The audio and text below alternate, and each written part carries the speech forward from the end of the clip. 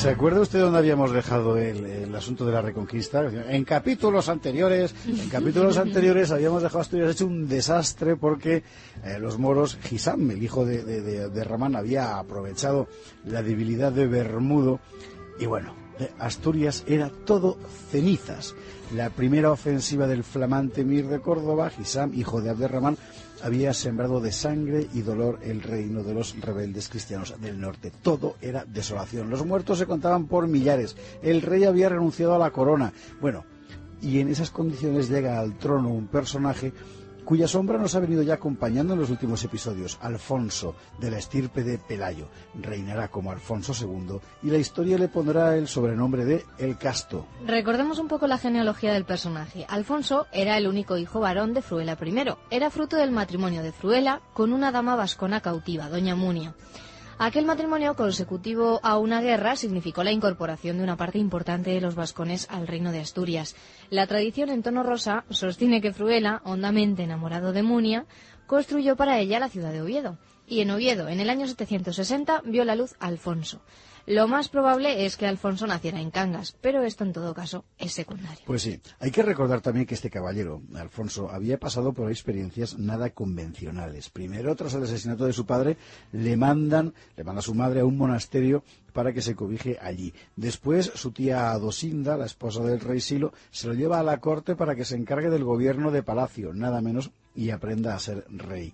Entronizado en el año 783, es rápidamente derrocado por la conspiración del Torbo Mauregato, del que aquí hemos hablado. Tuvo que huir de nuevo y refugiarse entre los vascones, los parientes de su madre, doña Munia. Bueno, y ahora volvía a Asturias en la peor de las situaciones. El reino estaba postrado ante la mayor amenaza que había conocido desde los días de Covadonga.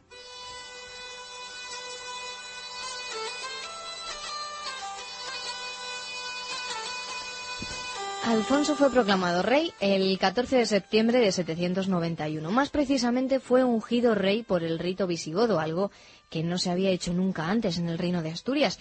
Ignoramos si hubo algún tipo de oposición, pero es poco probable. Los magnates que hasta entonces habían cortado el bacalao acaban de fracasar estrepitosamente y la situación general era cualquier cosa menos halagüeña. ¿Qué significado político tenía el retorno de Alfonso a Asturias? No lo sabemos a ciencia cierta. Algunos autores sostienen que en el reino había dos partidos. Uno más localista, dispuesto a conllevarse con los moros, representado por gentes como Aurelio y Mauregato, y otro proclive a reconocerse en la herencia goda, más beligerante hacia Córdoba y representado por la estirpe de Pelayo, es decir, por Alfonso.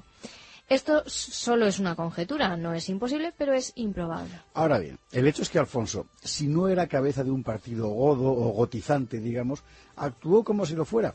Y las crónicas son muy claras. Alfonso restauró, nos dicen, comillas, todo el orden gótico toledano, tanto en la iglesia como en palacio, cierro comillas. Lo cual quiere decir que introdujo en el reino las formas y maneras que eran de uso común en la monarquía goda de Toledo. Y aún algo más, que el nuevo rey manifestaba una voluntad evidente de mostrarse como heredero de aquella corona que Agila y Rodrigo perdieron a manos de los moros en 711. Bueno, ¿por qué es tan importante esta cuestión de si se reconocía o no en los godos? Pues porque de aquí se deduce toda una filosofía de la Reconquista. Así que vamos a verlo un poco más en detalle. La cuestión clave es esta. ¿En qué medida los reyes asturianos se veían a sí mismos como continuadores de la monarquía hispanogoda, del reino godo de Toledo? Es una pregunta que va a tener implicaciones políticas decisivas. En efecto, si la monarquía asturiana no se consideraba prolongación de la corona goda, sino algo distinto, algo nacido después y en otro lugar, su legitimidad quedaba necesariamente afectada. La legitimidad seguía estando en Toledo, capital eclesiástica y política, y por tanto el reino astur tendría que reconocer implícita o explícitamente la supremacía de un poder que ahora había pasado a manos musulmanas. Pero si el reino de Asturias reivindicaba la herencia de la corona goda, si proclamaba su continuidad con la corona cristiana de Toledo, entonces su designio estaba claro. No se aceptaba la supremacía de Toledo, pues ahora la auténtica legitimidad estaba en Asturias. No se aceptaba el poder del emirato cordobés, invasor y usurpador, y al contrario, se afirmaba el derecho del reino de Asturias a recuperar el territorio invadido, la vieja Hispania romana y goda, la península ibérica. Si la corona asturiana se proclamaba heredera del orden gótico, eso equivalía a reivindicar su derecho a la reconquista. Y exactamente eso fue lo que pasó.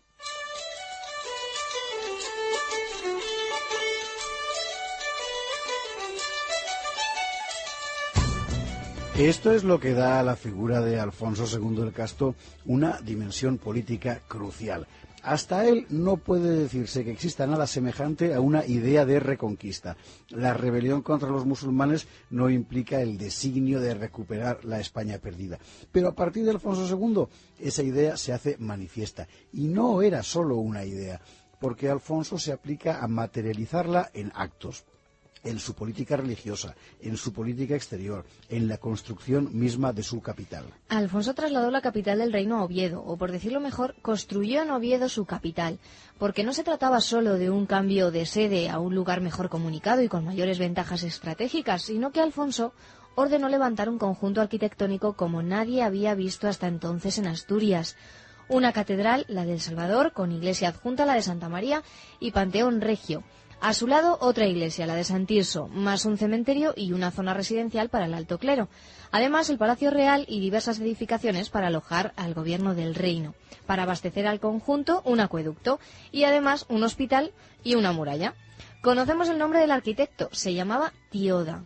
Del complejo palatino de Alfonso solo ha llegado hasta nuestros días la capilla de San Tirso, concebida como capilla de palacio, y que es lo que hoy conocemos como Cámara Santa.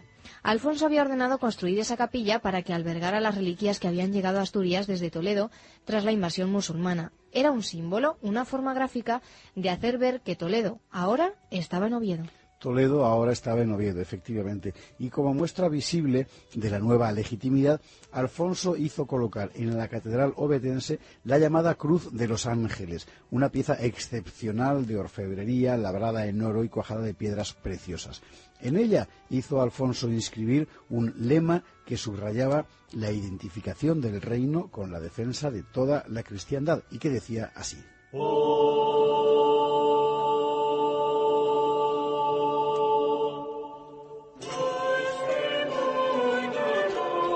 Este don permanezca en honra de Dios, siendo recibido agradablemente. Ofrécelo el humilde siervo de Cristo, Alfonso.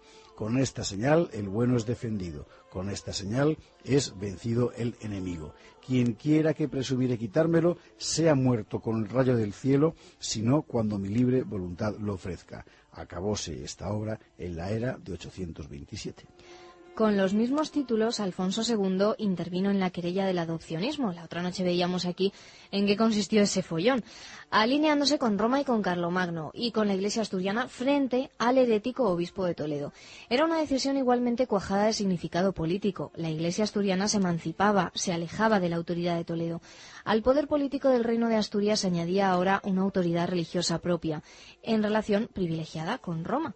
Cuando aparezca la tumba del apóstol Santiago, siempre dentro del reinado de Alfonso II, la personalidad de la Iglesia asturiana como auténtica Iglesia española será incontestable. Y Carlomagno, por su parte, va a entablar con Asturias una relación muy intensa. Al parecer, el monarca carolingio trató de que la Iglesia asturiana, ya muy notable después de aquel levantamiento de monjes cántabros de Liébana que veíamos el otro día, trató, de que la Iglesia asturiana quedara subordinada a la Iglesia francesa. Eso no ocurrió. Pero Alfonso sí que se esforzó por mostrarse ante Carlomagno como un aliado fiel, y si no como un vasallo, sí como un rey que aceptaba la hegemonía carolingia entre las coronas de la cristiandad. Nos consta que Alfonso enviará diversas embajadas a la corte de Aquisgrán. También nos consta que los dos monarcas coordinarán en varias ocasiones sus esfuerzos bélicos contra los musulmanes. Hasta Alfonso, la relación de Asturias con el resto de Europa se limitaba a los enlaces matrimoniales de la nobleza. A partir de Alfonso puede hablarse con toda propiedad de una política exterior en el reino.